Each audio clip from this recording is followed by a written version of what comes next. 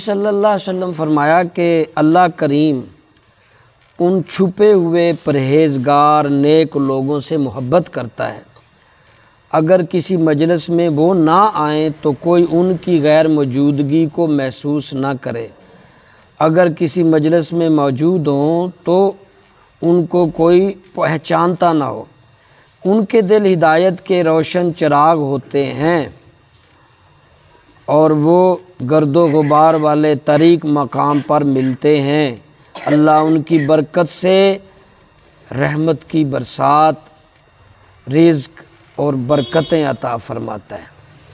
یہاں اصل میں حدیث کا متن یہ ہے کہ پاپولر جو پیر صاحب ہیں، پاپولر مشہور جو اولیاء اللہ ہیں، مشہور جو مولانا ہیں، ان کو تو سب جانتے ہیں، لیکن اس حدیث میں بتایا کہ ضروری نہیں کہ مشہور ہی ہوں، سارے ان کو جانتے ہوں۔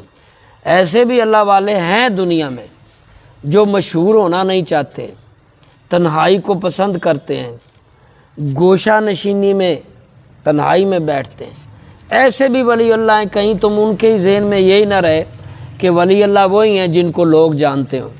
اب کئی نام ایسے جو مشہور ہو جاتے ہیں وہ ولی نہیں بھی ہوتے، ایسے مزارات یا ایسے بزرگ یا ایسے بندے مشہور ہو جاتے ہیں، حالانکہ وہ صحیح جینین بزرگ نہیں ہوتے، ویسے ہی مشہوری ہو جاتی ہے۔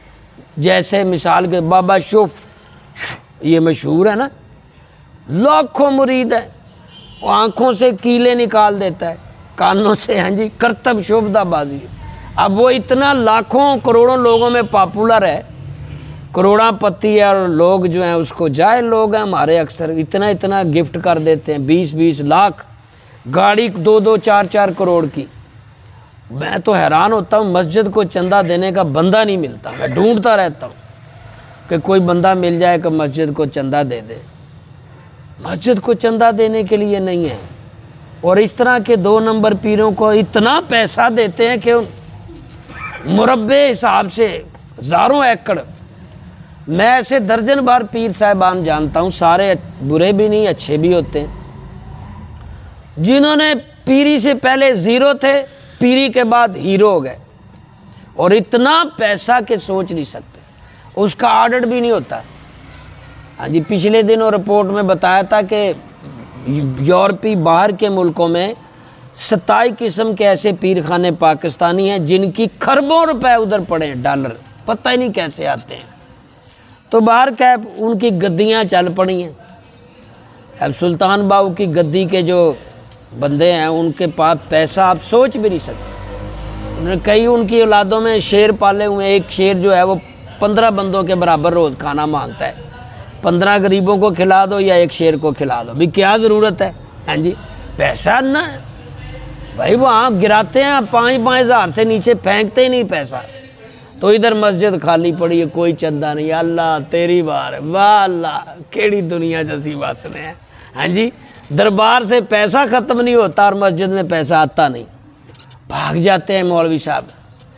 ابھی بہرحال میں اس حدیث کی طرف آتا ہوں ابھی، اور یہ قرآن سنانے والے، حدیث سمجھانے والے گمنام علماء، اس کی کوئی قدر و قیمت۔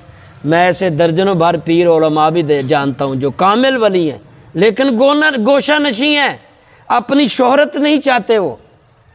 ابھی یہ حدیث کا متن یہی تھا نا کہ نبی صلی اللہ علیہ وسلم فرمایا، سنو، نیک لوگ صرف وہی نہیں ہیں جو مشہور ہیں، جو مجمع میں آپ کو نظر آتے ہیں لوگ، آپ فرمایا نیک لوگ وہ بھی ہیں، ایسے بھی ہیں جو کوئی ان کا ماننے والا نہیں،